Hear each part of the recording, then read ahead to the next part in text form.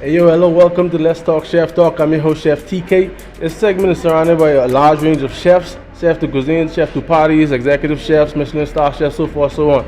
Grab yourself a pen pad, a notepad, and let's get cooking, alright? If it's beneficial to you, then I'm doing something good, right? Let's get it.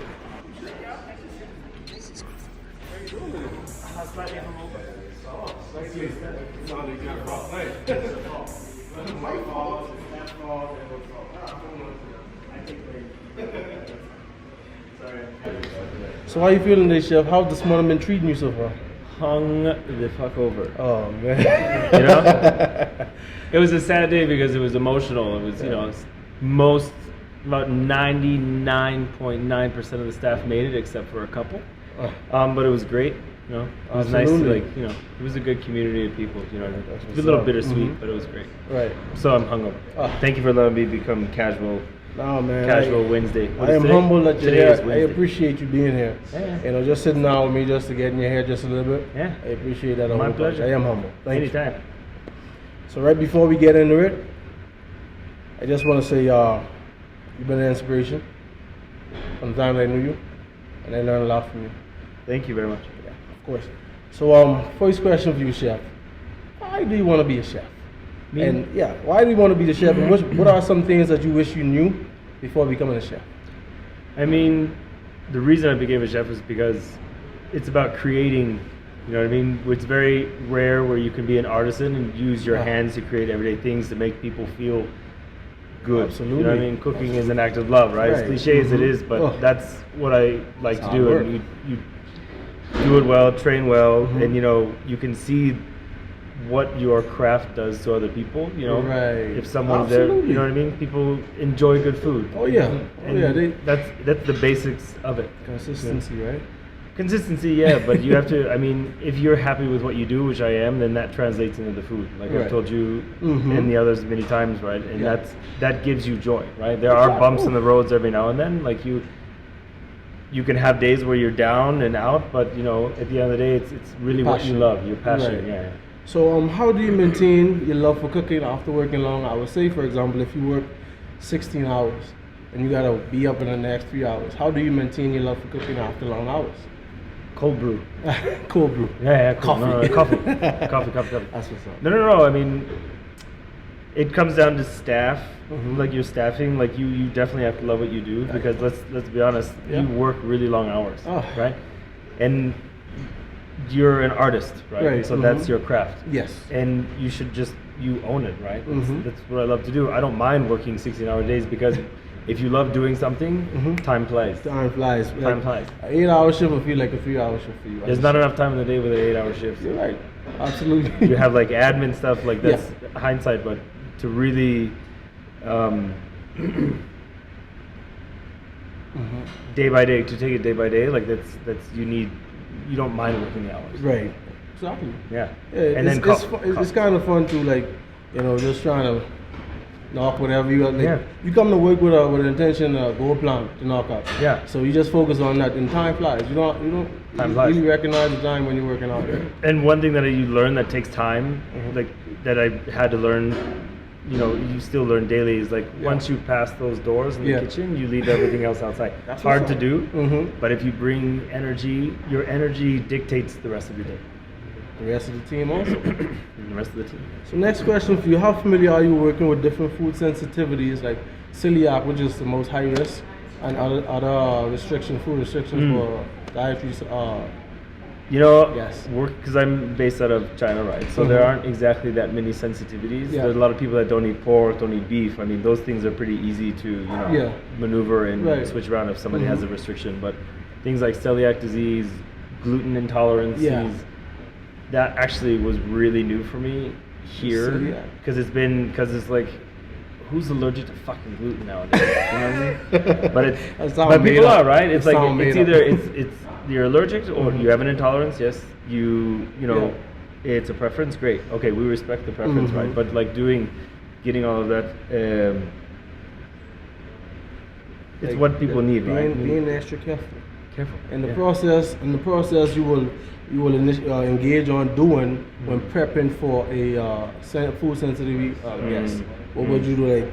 What would you instruct your team to do And like say for example, if you have an 8 top and 5 of those guests are food allergens, what is the process that you would engage on doing to ensure that no cross contamination? Well, that's like one thing. It's not just the chef's team, right? It's the whole team collected, like front of the house, right? So communication is really key. So if you have somebody who's seriously allergic to, you know, shellfish or something, like you have to make sure that you have your standardized recipes ready to go, because that way everybody knows, okay, she's allergic to fish. Can they have this? Can they have this? No. If you don't have those recipes or standards in place, then it could be kind of disastrous, right? So that's like one thing that you need to make sure that you have going forward, right? Anything, you can make anything by hand, right? But if you're using a stock that has maybe, I don't know, a little bit of flour in it, right? You have stock that has like, you know, a little bit of shell, like, okay, you're using crab and lobster, and someone's allergic to prawn, like, oh, I can't have it because I'm crustacean, but it's only prawn specific, then you can still use it. You know what I mean? Yeah. So, Chef, tell us about you, your culinary education, where you're from, what's your background, like being a chef world mainly, like where you been, things that you taught, like things of that nature. So I started cooking with my family, right? I was baking. I really loved baking. Baking was like my passion, right? I didn't start my professional culinary career until beginning of university, because at the time I was going through excuse me, I was going to university for resort marketing. It was still in hospitality, right? Hospitality marketing, right? But I realized like going to class every day, I was like going, so I had a job at Angelita's Bakery, right? So I was baking every morning, 4 in the morning, like bagels, pastries, cakes, things like that. And then I'd leave, then go to class. I'm like, oh, this is fucking boring. You gotta repeat it over and over. Repeat over, and then I go, like we drink, you know, smoke a little, you know, a little bit of this. And then I'd go back to the bakery, and I was like, wow, I realized like I really kind of like this. I don't like that. I don't like classroom setting. It's like the feel of the kitchen. Yeah. Although you don't want to go, but when you get there, it's like a burst of energy just flew out of you, and you just want to do something. Yeah, it's your creative side, right? I'm like, I'm making something out of nothing. Right. You know? So then I quit that, and then I went to Le Cordon Bleu, just to have something tangible, like a degree, because degrees are important, right? They work very closely with Culinary Institute of America. Yeah. And so to have that, that's what I did. So at that time, when I decided to make this jump, like I met my mentor in Vegas, and he sat with me. It was me and my family. His name's Paul Bartolotto. I owe everything to him. And we sat at his restaurant when Wynn was in the pre-opening. Sat down. I said, this is what I'm going to do. I'm coming to Vegas for this, blah, blah, blah. And he sat there for an hour discouraging me. Don't do it. You're going to hate it. You're not going to see your family. You're not going to find a partner, loved one, etc. You're going to have no life. Career. And yeah, because this is not the life. You sure you want? This is the life you want? And I sat there. I'm like, no. I'm doing it. So at the end of the meal, he hands me his card, and he said, okay, call me when you get here. Yeah. But I didn't. So I got there, and then I got in with John Joho at the Paris. Yeah. Right. He's a very acclaimed French chef. You know, Michelin. I was there for maybe a few months before I called Paul. And then I was with Paul for 7 years. Then he sent me to Italy. We were staged in Italy for 1.5 years. I came back. I did everything he told me not to do. Don't go Michelin. Don't do this. But I met my best friends there. My best friend Shinsuke Yusuke. You did the opposite. We traveled around. I did the opposite. I spent all the money. Was broke when I came back. Went back to Colorado. Because I couldn't stay for long because I didn't have a permesso soggiorno, which is basically a visa. Right. So my next restaurant in Bolzano wouldn't take me, so I had to come back. And then I went to work for Kevin Taylor Group, which is, I revamped their Italian trattoria, which is actually Primo Ristorante. It's in the theater district in Denver. It's the only four-star and AAA. I don't think they're open any longer. I basically, what I did here, I did there. Okay. And then that was short-lived because my chef de cuisine with Paul called me and he's like, do you want to come work for me? I'm like, where? It's like, Bali. I'm like, Indonesia. I'm like, yeah, sure, why not? And so we opened the Mulia down there. I was there for 4.5 years. After that, I jumped around to Sao Paulo for 6 months. And then I was just lucky. One day a headhunter called me and he received my information from somebody for Macau, for Wynn Macau, Il Teatro, beautiful restaurant. And how long That you is was like I was there for shy 2 months, 8 years. 8 years. 8 years. 8 years in Macau, and it's the best experience of my life, right? It allowed me to really create, and they allowed me the freedom to use whatever product I wanted, hire any staff that I wanted, do what you want, tasting menus, seasonal menus, all that kind of. It was really great. It's very full on because it's a casino environment, right? But super intense, only open for dinner, and it was great. I miss it a lot. Wow. And then now I'm here, right? Yeah. Last day today. So, you know what I mean? But I'm glad I caught you. Exactly. I know we should have done it sooner. Yeah. So then I'll go back, and I accepted a higher role as executive sous chef of Sands China, which is I'll be a part of 2 properties there, the Parisian and the Venetian. So what's your current level of hierarchy in the chef world right now? With all the experience that is instilled in your body right now, what is your level of hierarchy? I mean, personally, I'm excel at chef de cuisine, but the next step for me is executive sous chef, Executive sous chef in more of an administrative area, but also what I need in my career is concept development. Okay. So that's what this will allow me, because there are 12 different restaurants, it's massive, banquets and special events, and so this is the next step for me. It's gonna be killer. It's gonna be intense, but it's gonna be great. Nice, very nice. So, next question for you: what is the process that you engage in when making a signature dish? It could be like a family recipe, or your recipe, or some recipe you're trying to modify that was given to you. Well, that's exactly what it is. I mean, one recipe that I always go to is a 4-cheese ravioli, right? It's something that brings back memories for you. You can take something so basic as like a ravioli, but you can, like you said, you enhance it, right? You tweak it a little bit, right? Instead of it's not just a pasta filled with like a ricotta, right? It's a pasta filled with maybe 4 cheese, right? It's not just a sauce with just canned tomato, a bit of salt and sugar and whatever. It's a sauce made of, take it to the next level for flavor and texture. It's get the olive oil, get the basil, get the garlic, get the fresh tomatoes, and then add, you know what I mean? Yeah. So it's building on the basic foundations of what was your childhood, what brings you joy, like where the fire came from. Yeah, and it's good, and that's what classics are all for. You know what I mean? That's why Italian chefs are very adamant. Like it's a classic, you cannot change, right? Because it's something that's very standard that surpasses generations of cooking. Yeah. Absolutely, I dig it. So, next question for you: how would you describe your leadership? You say you talked about training different groups. How comfortable are you with training new apprentices in the kitchen? Very comfortable. I mean, because it's I've done it many times already in many different countries and environments, and I think it's a formula that works. And it's so simple that people still kind of forget that it's being present, leading by example, and doing it with the team. You know what I mean? Because there is an expectation if you go in, for example, if a chef de partie was there, right? I expect them to have a basic knowledge of like, okay, this is how you make a stock, or a sauce, or a puree, right? But if you go into a situation where you know that there's somebody that has minimal experience or education when it comes to cooking, right? Then you have to be hands-on with these people, because at the end of the day, people want to learn, right? They're hungry for knowledge, and so you have to be humble, you have to be gracious, you have to be, stern, but you have to be a part of the team. You have to be willing to learn, right? Take your time out of the day to. Like I always tell people, I'm a student first, but entrepreneur second. Right? So you got to be able to be willing to learn in order to put out. Exactly. Can't be an entrepreneur overnight without knowledge, right? Yeah. So that's how it works. And that's for me. I mean, I don't know everything. Yeah. I'm gonna go in as like the lowest executive sous chef, right? And I'm gonna go in and learn. You have to be open. You don't go in like I know everything, guns blazing, and that's a problem. So next question: what are your 3 top qualities for running a successful kitchen, and what's the biggest staff you manage?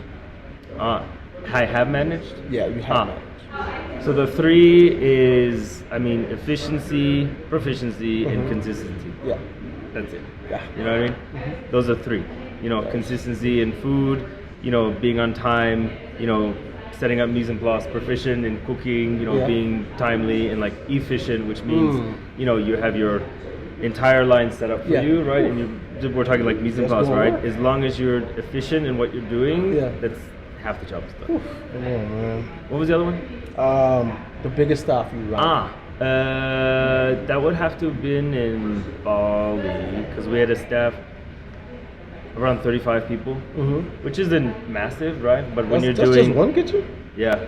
35 people in one kitchen? One kitchen, because we had Soleil was separated into 2 wings, right?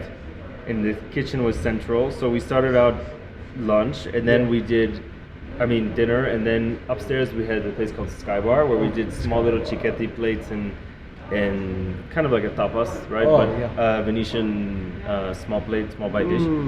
So then we were open, then we started doing lunch, dinner, brunch, and then Sky Bar. So you need a lot of people to run it. Operation. Yeah. I get that. So next question: describe an instance where you had to resolve a conflict between the wait staff and the kitchen staff. Well, that typically, there's either 2 situations. One is a communication issue, which typically happens more often than not, and the other one is kind of an ego thing. You know what I mean? But it's happened before, but I always go in saying like, you're not just 2 separate teams. You are like front of house, back of house, but you're all one team, right? What can I throw out? Let's just go easy one, like a ticket, right? Someone forgot to ring in an allergy, like, she doesn't eat this and that, but then she served the wrong food, right? But then blamed the kitchen back in the house. I'm like, okay. The kitchen always get it. And so they get into, a little bit of a disagreement, and then you take them aside and like facts are facts, right? So it's like, you don't have to approach things in such an aggressive manner, right? If you made a mistake, you made a mistake. Right. But the chef was saying, but you always make this mistake. Okay, it might be true, but it doesn't need to be mentioned at the moment, right? It don't need to be said. So that gets the server, all in a, It's not like an after-service conversation that you will have. Yeah. So, it's always best to do things behind closed doors. Right. You know what I mean? Don't engage everybody in it. Correct. Right. So, you're leaving today, so from here on out, in the next 5 years, what are your career goals, and do you have any weaknesses you're trying to improve? Yeah, concept development for sure. I'm an Italian chef at heart, right? I can do it in my sleep, back of my head, right? I know everything about it. Do I know everything about Spanish cuisine? No. Do I know everything about Cantonese cuisine? Japanese? No. I know a fair bit, but that's what I'm planning on doing. Learning Cantonese, more Cantonese cookery. A bit of Sichuan thing, mainland China, Guangdong province. That's my goal. I want to be fluent in Cantonese. I want to be able to make a beautiful XO sauce or dandan mian or something like that. How many languages you speak, sir? I can speak Spanish and Italian. Spanish and Italian. Yeah, I can speak with Anga. I can speak Bahasa with Anga, Mario. Yeah. But that's it. Wow. I can Cantonese. I can get in a taxi, get myself home, and order food. But there's more. Like, that's my goal. Like, I really, next 5 years I'll be in Macau. Maybe not. But that's my goal. Concept development. Learn, absorb from all types of Asian chefs. It's going to be amazing. And then after that, it's either Singapore or stay in Macau or come back here. You never know. Never know. I have plans, but chef, you never know. As a chef, I think we need to bounce around just a little bit, just to build our portfolio. I would say, it's never too much when it comes to chef, because you always have jobs available for us. It's true. You bounce around, right? Hawaii, here, Bahamas. It's crazy. Yes. And it's very important. You have to be humble because you're very lucky to do it, right? There's a lot of people that can't or don't have the opportunity yet or can't travel. Yeah. So what advice would you give a young, inspiring chef? It's very simple. Just be humble and learn and absorb every possible detail from anybody. Yeah. No matter you absorb things from the good and the bad. You can learn something from everybody. Somebody who's maybe not your favorite chef, but there's always something you can learn. Yes, correct. Yeah, you got to put your ego aside. Learn. In order to learn. That's simple. So, I wouldn't say in all kitchens, but some kitchens, they have this frequently. But working with you, barely had that experience because how you are set for the basic training, learning basics and putting everything to a time, whereas we could fire things in a certain way and it works perfectly. Your mid-rare is 4 minutes. Your medium is 8 minutes for 12 ounce. So how do you react when a guest sent a steak or any sorts of food back? In the past, I would have been like, huh? No, that's not true. It's not true. It can't be. The guest doesn't know anything. The guest is stupid. The guest blah, blah, blah, blah. Mid-rare plus, she wanted medium. Yeah. What is a plus? What is a plus? Okay. I mean, but now, it's okay. People's perception is different. Yeah. You know what I mean? And you can't slide them for it, right? You bring it back and like, okay, medium rare. It's a little too rare, but for us, we're okay. So maybe they want it a little medium, but they don't know. They don't know what to ask for. It's always maybe they've had their steak cooked this way, and that's the only thing they know medium rare. So then it's just do it. It's fine. Let's do it. I still have a little, every now and then I'm like, okay, you know what I mean? But it's okay as long as frequent. As long as you take the effort and go the extra mile for the guest, there's no problem. You know what I mean? Your daily and weekly obligations as a chef. What current position you put yourself in when you have big parties, like what I would say like a marital party? You gotta prep for like what kind of headspace you normally be in when you gotta feel like 600, 300, 1,000 people, different outlets. More like a banquet. Yeah, like banquet space. You just have to put your mindset in like OCD mode. I'm super OCD. Yeah, I organize.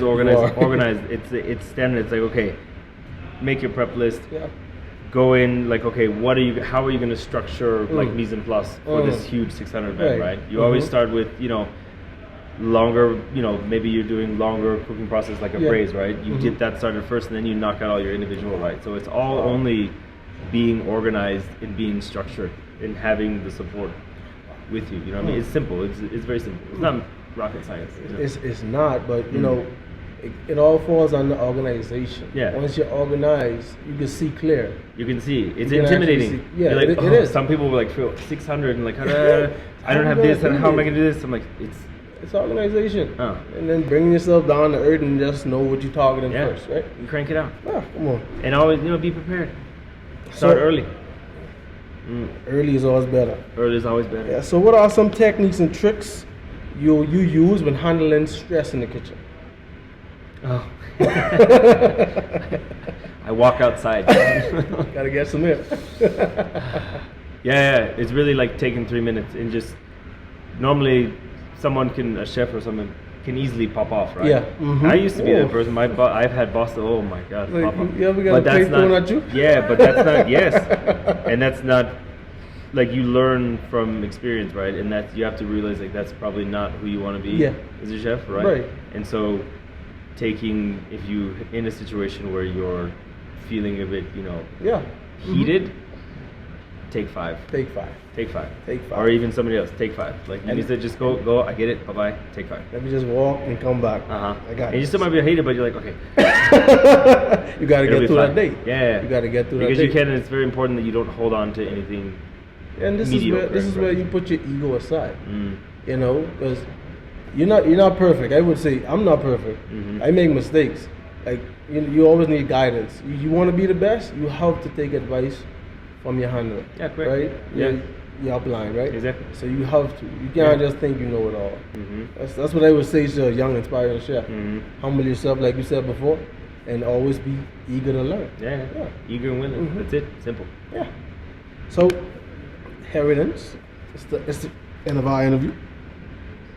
Like I say, chef, I know this is your last day. When you say you're gonna be back?